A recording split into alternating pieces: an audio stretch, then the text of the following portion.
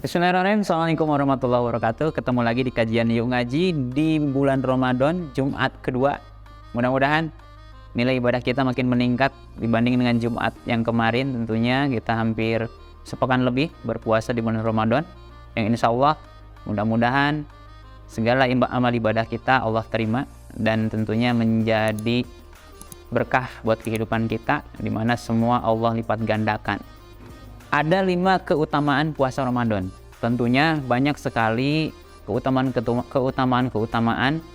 di bulan Ramadan ini, sehingga semua orang yang beriman sangat menantikan kehadiran bulan Ramadan. Dan biasanya orang-orang yang beriman itu banyak dikisahkan ketika akan meninggalkan atau akan ditinggalkan oleh bulan Ramadan, mereka menangis karena mereka tahu, mereka paham keutamaan di bulan Ramadan. Dalam kesempatan kali ini, izinkan saya menyampaikan setidaknya ada 5 keutamaan puasa Ramadan. Yang pertama tentunya adalah termasuk rukun Islam. Syahadat, sholat, puasa. Ingat, rukun Islam itu adalah fondasi.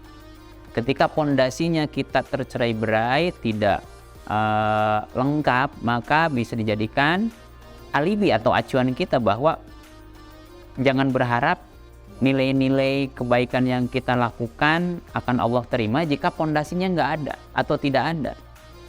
Rumah itu bagus jika pondasinya bagus. Percuma kita gentengnya mewah, pilarnya luar biasa megah, kemudian ornamennya juga sangat memukau, tapi pondasinya tidak kuat, maka itu tidak akan lama. Biasanya itu akan hancur ketika kena guncangan gempa atau hal-hal yang lainnya. Maka di dalam iman, di dalam beragama pun, dalam Islam tentunya ada pondasi utamanya, yaitu ada salah satunya rukun Islam. Di dalam rukun Islam itu tadi ada puasa. Jadi bagi orang-orang Islam, puasa Ramadan itu adalah menjadi sebuah kewajiban.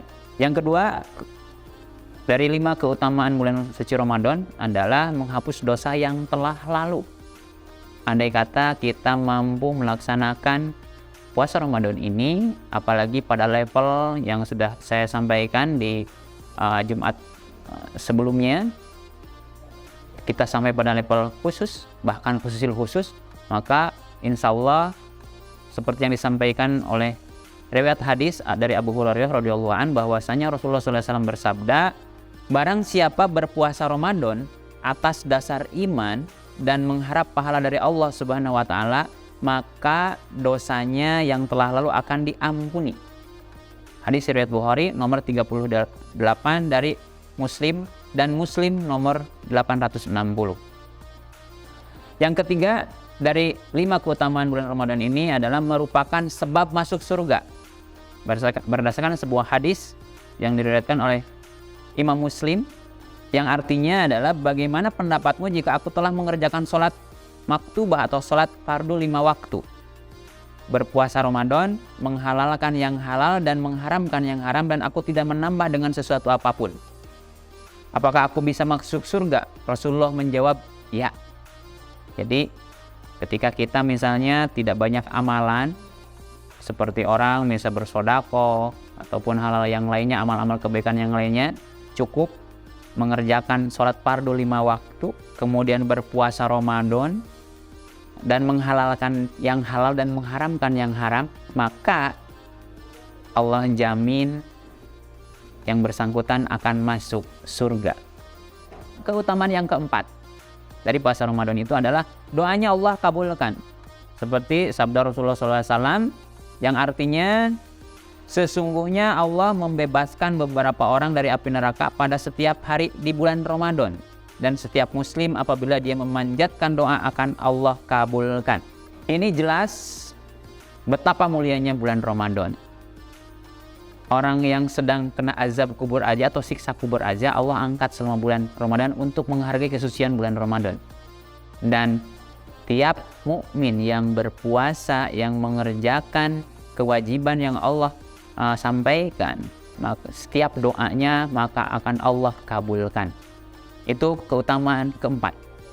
Dan terakhir, keutamaan kelima dari bulan Ramadan ini, pahala yang berlipat ganda tanpa batas. Jelas, sering kita dengar bahwa sholat sunnah saja itu pahalanya seperti mengerjakan sholat wajib.